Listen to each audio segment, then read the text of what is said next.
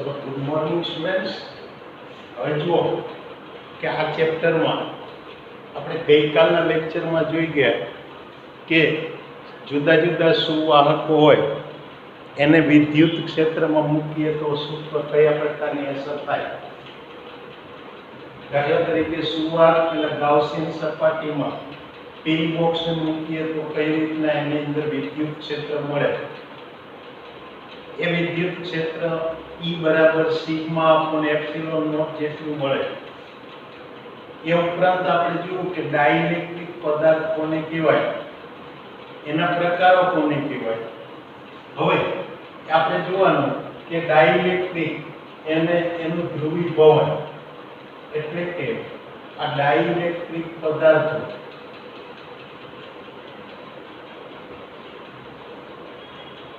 અને ધ્રુવીભવન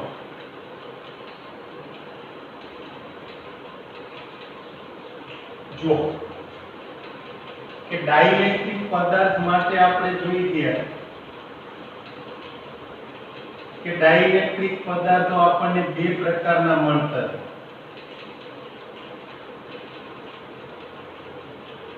એક તો કે અધ્રુવીય ડાઇલેક્ટ્રિક પદાર્થ અને બીજો તો કે ધ્રુવીય ડાઇલેક્ટ્રિક પદાર્થ। બંનેમાં તફાવત શું હતો કે અધ્રુવીય ડાઇલેક્ટ્રિક પદાર્થમાં આપણને ડાયપોલ મોમેન્ટ ત્યાં ઉદ્ભવેલી જોવા મળતી નહોતી, એટલે કે એના ધન અને ઋણ વિદ્યુત ભારના કેન્દ્રો એ બંને એક જ બિંદુએ સંપાત થયેલા હતા, એટલે ડાયપોલ મોમેન્ટ ધરાવતું નહોતું। જ્યારે ધ્રુવીય ડાઇલેક્ટ્રિક પદાર્થમાં એના ધન અને ઋણ વિદ્યુત ભારના કેન્દ્રો એ જુદા જુદા હોય અને જુદા જુદા હોવાથી એ ત્યાં આગળ પોતાની કાયમી ડાયપોલ મોમેન્ટ ધરાવે છે એમ કહી શકાય। એટલે આવા આ બે પ્રકારના આપણા ડાઇલેક્ટ્રિક પદાર્થોની આપણે વાત કરી। ચાલો હવે એ બે ડાઇલેક્ટ્રિક પદાર્થોને વિદ્યુત ક્ષેત્રમાં મૂકીએ તો પરિસ્થિતિ શું થાય એના વિશેની હવે વાત કરીએ। તો સૌથી પહેલા આપણે જોઈએ કે અધ્રુવીય ડાઇલેક્ટ્રિક પદાર્થ। ચલે અધ્રુવીય ડાઇલેક્ટ્રિક પદાર્થ લો તો આ પદાર્થમાં મને શું જોવા મળે। માનો કે આ કોઈ એક અધ્રુવીય ડાઇલેક્ટ્રિક પદાર્થ છે, આને મેં વિદ્યુત ક્ષેત્રમાં મૂકેલો નથી, એટલે બાહ્ય વિદ્યુત ક્ષેત્ર એ અહીંયા હાજર નથી। હવે માનો કે આ એના પેલા અણુ કે પરમાણુઓ છે, તે અણુ કે પરમાણુઓમાં ધન અને ઋણ વિદ્યુત ભાર એ બંને એક જ બિંદુએ કેન્દ્રિત થયેલા હોય, એટલે કે એના બે જુદા જુદા કેન્દ્રો જોવા મળતા નથી। એટલે આવી રીતે અધ્રુવીય પદાર્થને જ્યારે તમે વિદ્યુત ક્ષેત્રની બહાર રાખેલો હોય તો એના આ કેન્દ્રો એકબીજા પર સંપાત થયેલા હોય, બંને વિદ્યુત ભારના કેન્દ્રો એકબીજા પર સંપાત થયેલા હોય। હવે યાદ કરો કે અધ્રુવીય પદાર્થમાં પણ તમને મેં બે પ્રકારના અધ્રુવીય પદાર્થો કહ્યા હતા।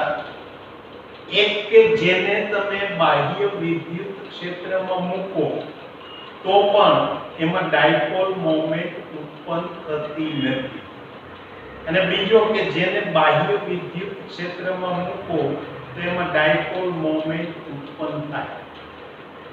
તો જેમાં ક્યારે પણ ડાયપોલ મોમેન્ટ ઉત્પન્ન થતી જ નથી એવા પદાર્થોનો તો આપણે હવે અત્યારે વિચાર કરવાનો સવાલ જ નથી। આપણે તો જ્યારે એની વર્તણૂક જોવી છે તો વિદ્યુત ક્ષેત્રમાં જો એની વર્તણૂક બદલાતી હોય તો જ એનો આપણે અભ્યાસ કરવાનો રહે।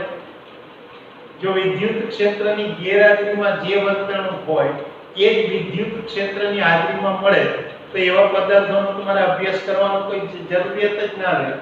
એટલે હવે આ ડાઇલેક્ટ્રિક પદાર્થને હું જ્યારે બાહ્ય વિદ્યુત ક્ષેત્રમાં મૂકીશ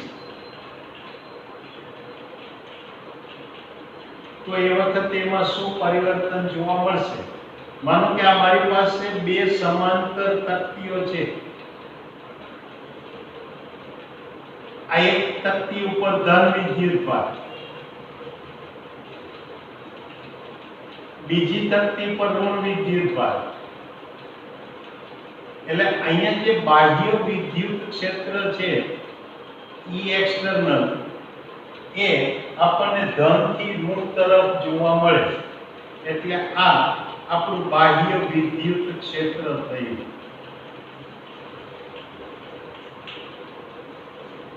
હવે જ્યારે એની અંદર આ ડાઇલેક્ટ્રિક પદાર્થને મૂકીશ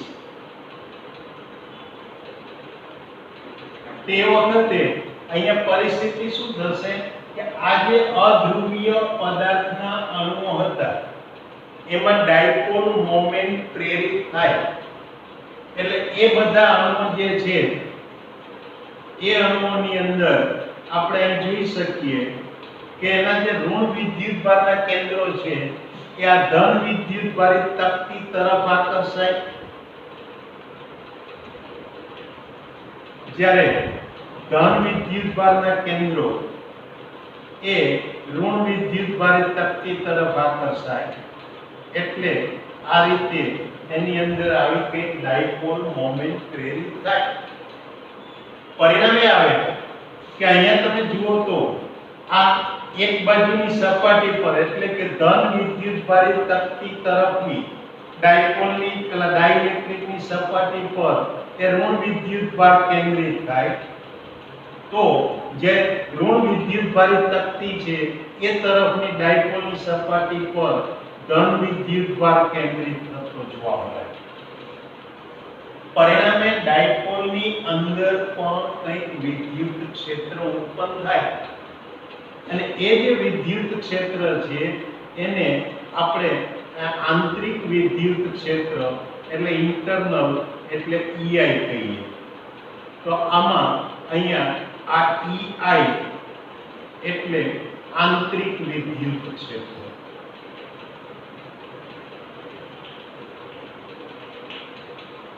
તો હવે આંતરિક વિદ્યુત ક્ષેત્ર છે એ અંદરના ધન વિદ્યુતભારથી ઋણ તરફ જાય.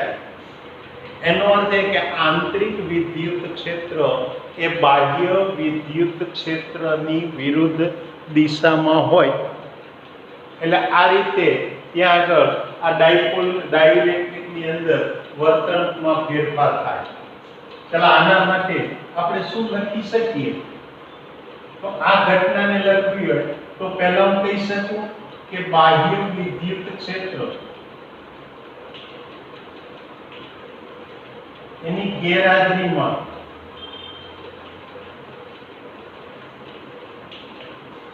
એ પદાર્થના અણુઓમાં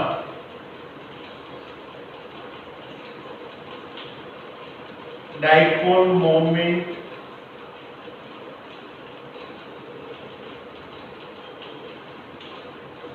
જોવા મળતી નથી. એટલે કે વિદ્યુતભારના કેન્દ્રો એ જુદા હોતા નથી. ચલો આ પદાર્થને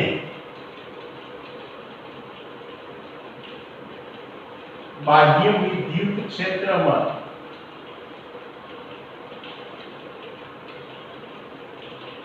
મૂકવાથી તેમાં આ ડાયપોલ મોમેન્ટ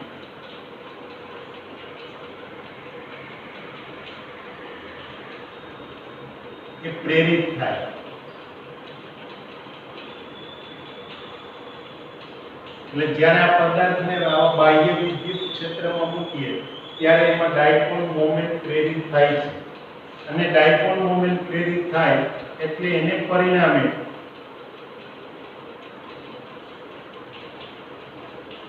પદાર્થના અંદર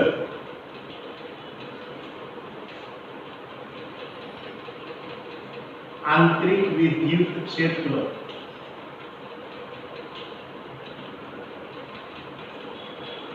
ઉત્પન્ન થાય જે બાહ્ય વિદ્યુત ક્ષેત્રની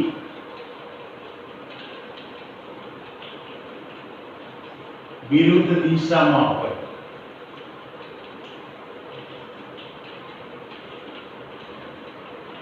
એટલે આ રીતે આ અધ્રુવીય ડાઇલેક્ટ્રિક પદાર્થને તમે બાહ્ય વિદ્યુત ક્ષેત્રમાં મૂકો ત્યારે એની અંદર એક આંતરિક વિદ્યુત ક્ષેત્ર ઉત્પન્ન થયું અને એ વિદ્યુત ક્ષેત્ર એ બાહ્ય વિદ્યુત ક્ષેત્રની વિરુદ્ધ દિશામાં હોય.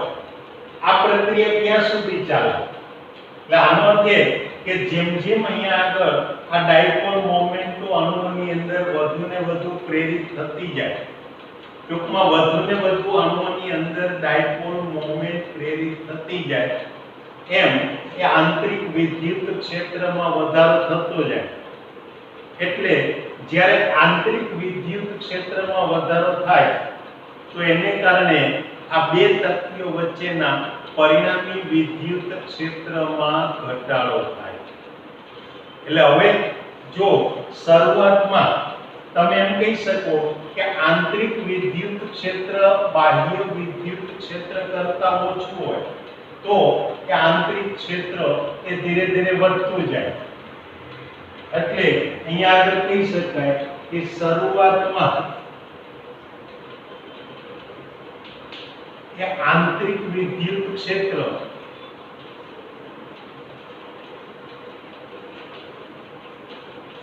EI એ બાહ્ય વિદ્યુત ક્ષેત્ર EE કરતા ઓછું હોય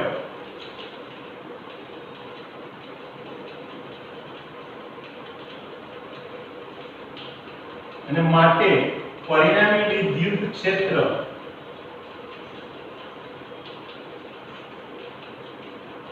E બરાબર EI minus EE minus EI મળે. એટલે કે બાહ્ય વિદ્યુત ક્ષેત્ર માઈનસ આંતરિક વિદ્યુત ક્ષેત્ર એ બેના તફાવત જેટલું આ પરિણામી વિદ્યુત ક્ષેત્ર મળે. હવે જેમ જેમ EI વધે, આંતરિક વિદ્યુત ક્ષેત્ર જેમ વધે તેમ પરિણામી વિદ્યુત ક્ષેત્ર E ઘટે અને જ્યારે EI બરાબર EE થાય ત્યારે આ પરિણામી વિદ્યુત ક્ષેત્ર E બરાબર 0 થાય. એટલે આ રીતે આ અધ્રુવીય ડાઇલેક્ટ્રિકને આ જો અહીંયા આગળ વિદ્યુત ક્ષેત્રમાં મૂકું તો એની અંદર આવું એક આંતરિક વિદ્યુત ક્ષેત્ર ઉત્પન્ન થતું જાય જે શરૂઆતમાં ધીરે ધીરે વધતું જાય અને જો એ વધીને બાહ્ય વિદ્યુત ક્ષેત્ર જેટલું થાય તો પરિણામી વિદ્યુત ક્ષેત્ર ઘટે. ટૂંકમાં હું કહી શકું કે જ્યારે ડાઇલેક્ટ્રિક પદાર્થને હું બાહ્ય વિદ્યુત ક્ષેત્રમાં મૂકું ત્યારે એ વિદ્યુત ક્ષેત્રની પરિણામી તીવ્રતા એ બાહ્ય વિદ્યુત ક્ષેત્ર કરતાં ઘટી જાય, ઓછી થઈ જાય. એટલે આ રીતે આ વિદ્યુત ક્ષેત્રની તીવ્રતામાં એ ઘટાડો થાય અને ડાઇલેક્ટ્રિકની અંદર વિદ્યુત ક્ષેત્ર અને ડાયપોલ મોમેન્ટ પ્રેરિત થતી જાય. તો આ એક ઘટના થઈ એ અધ્રુવીય પદાર્થો માટે. હવે જોઈએ કે ધ્રુવીય પદાર્થો હોય તો શું થાય? તો ધ્રુવીય ડાઇલેક્ટ્રિક પદાર્થો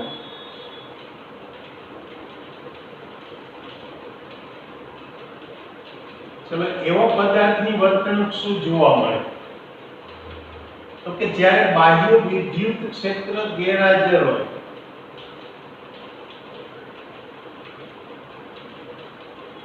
એની હાજરી ના હોય તો એ પદાર્થની અંદર આ ડાઇલેક્ટ્રિક પદાર્થ આ એના અણુ પરમાણુ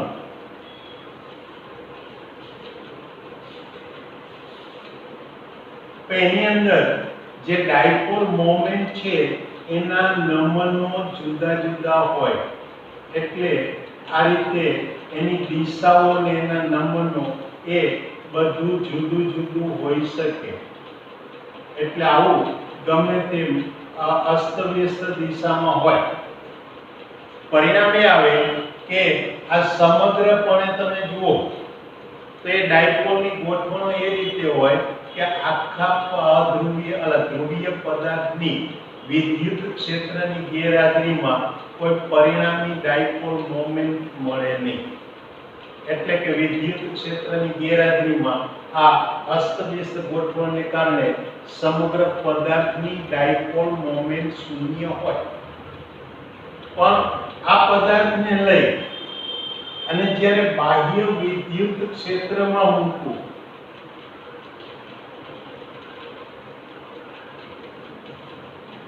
ચાલો એની હાજરીમાં મૂકીએ તો આ બાહ્ય વિદ્યુત ક્ષેત્ર,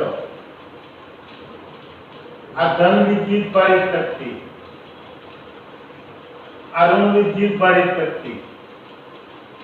હવે જ્યારે અહીંયા આગળ આ ધ્રુવીય ડાઇલેક્ટ્રિક ને મૂકવું એટલે એ પદાર્થના બધી ડાયપોલ મોમેન્ટ એ પરિભ્રમણ કરી અને કોઈ એક ચોક્કસ દિશામાં ગોઠવાય અને એ રીતે ગોઠવણ થાય કે જેથી કરીને આ ધન વિદ્યુત ભારિત તકતી પર દરેક ડાયપોલની ઋણ વિદ્યુત ભાર આવે અને ઋણ વિદ્યુત ભારિત તકતી પર દરેકનો ધન વિદ્યુત ભાર આવે.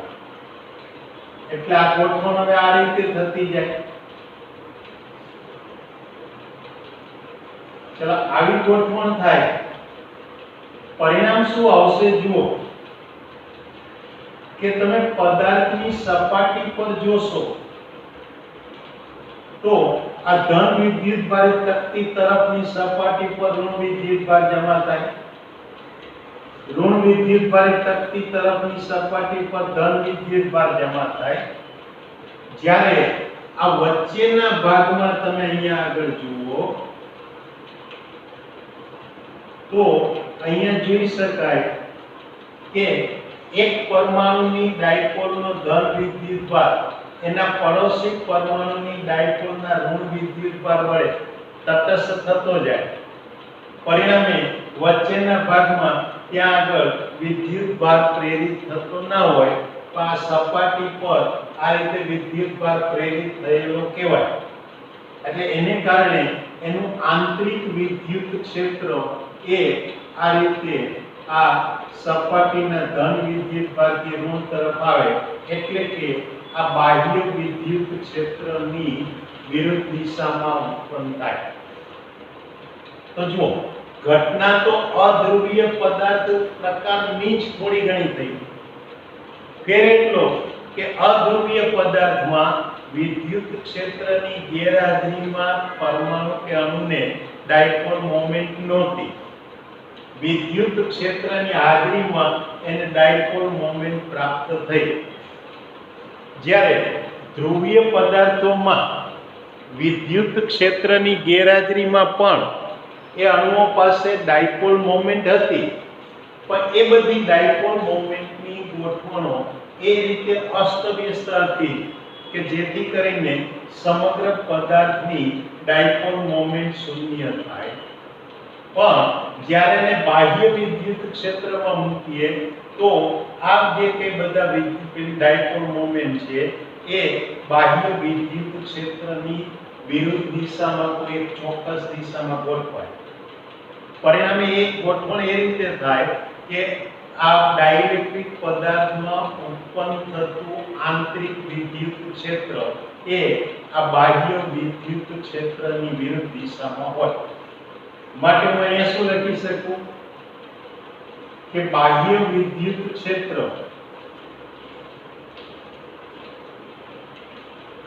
એની ગેરહાજરીમાં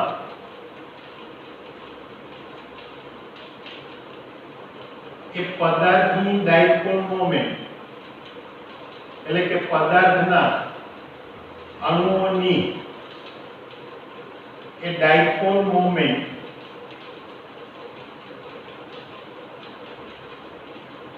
અસ્તવ્યસ્ત રીતે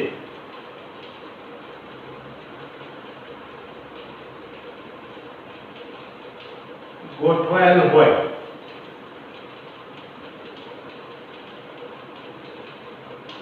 જેથી પદાર્થની પરિણામી ડાયપોલ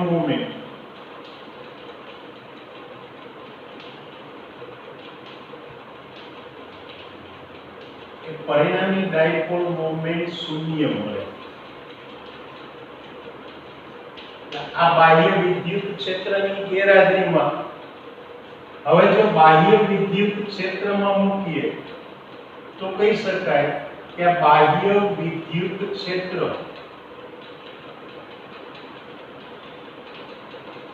એની હાજરીમાં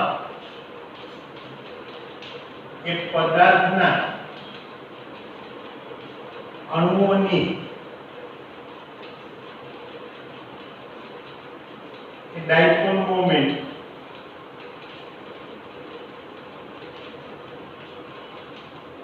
એક ચોક્કસ દિશામાં ગોઠવાય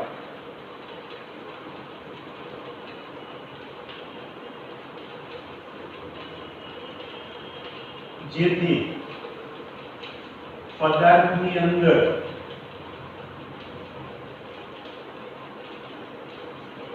ઉત્પન્ન થતું આંતરિક વિદ્યુત ક્ષેત્ર એ આંતરિક વિદ્યુત ક્ષેત્ર બાહ્ય વિદ્યુત ક્ષેત્રની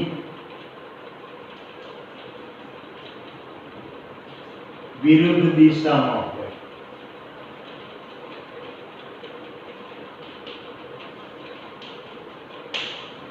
પરિણામે ત્યાં વિદ્યુત ક્ષેત્ર પરિણામી વિદ્યુત ક્ષેત્રમાં ઘટાડો થતો જાય અને ઘટાડો થાય એટલે ત્યાં આગળ એ પેલા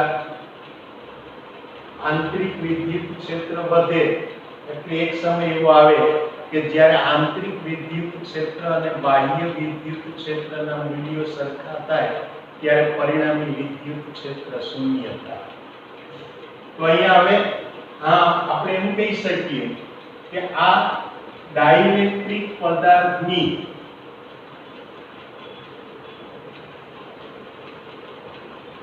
એ જે પદાર્થ છે એની એક દિશામાં એક જ દિશામાં ગોઠવણ થવાની ક્રિયા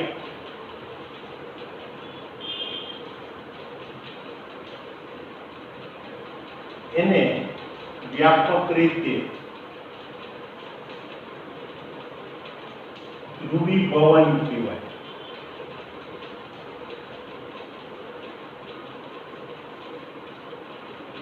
એટલે કે એને અંગ્રેજીમાં પોલરાઇઝેશન કહેવાય।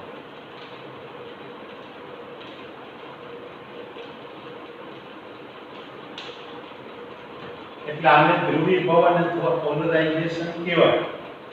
પણ હવે અહીંયા આગળ જ્યારે ડાયપોલ મોમેન્ટ ઉત્પન્ન થઈ તો આ સમગ્ર પદાર્થની જે કુલ ડાયપોલ મોમેન્ટ ઉત્પન્ન થાય એ ડાયપોલ મોમેન્ટને જો હું પદાર્થના કુલ કદ વડે ભાગી નાખું તો એ પદાર્થના એકમ કદ દીઠ ડાયપોલ મોમેન્ટ મળે અને પદાર્થના એકમ કદ દીઠ ડાયપોલ મોમેન્ટને એ પોલરાઇઝેશનની તીવ્રતા અથવા પોલરાઇઝેશન કહેવાય।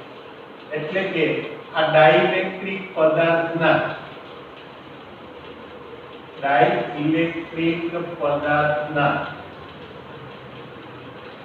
એકમ કદ દીઠ મળતી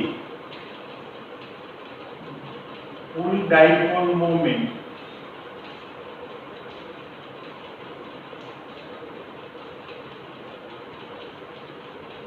ને તેની પોલરાઇઝેશનની તીવ્રતા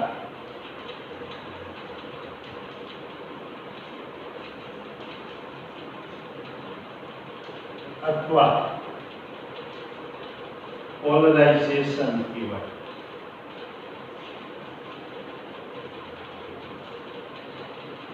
P વડે દર્શાવાય। અને આ પોલરાઇઝેશન માટે આપણે એક સૂત્ર મેળવી શકીએ કે આ પોલરાઇઝેશન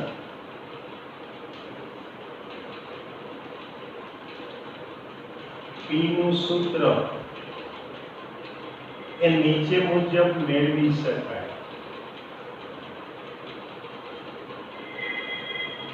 યાદ રાખો આ સૂત્ર આપણે મેળવવાનું નથી, પણ આ રીતે મેળવી શકાય કે આ P એ બરાબર chi e ઇન્ટુ જ્યાં આ chi e આને કહેવાય એ ડાઇલેક્ટ્રિક માધ્યમની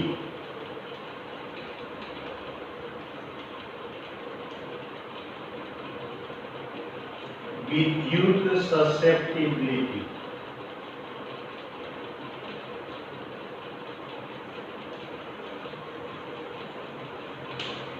જ્યારે I એટલે અહીં આગળ વિદ્યુત ક્ષેત્ર. આનો અર્થ એ કે જેમ જેમ બાહ્ય વિદ્યુત ક્ષેત્ર વધારે તીવ્ર હોય એમ વધુ ને વધુ ડાયપોલ મોમેન્ટ એ પેલા વિદ્યુત ક્ષેત્રની દિશામાં ગોઠવાતી જાય અને વિદ્યુત ક્ષેત્રની દિશામાં એ ગોઠવાય.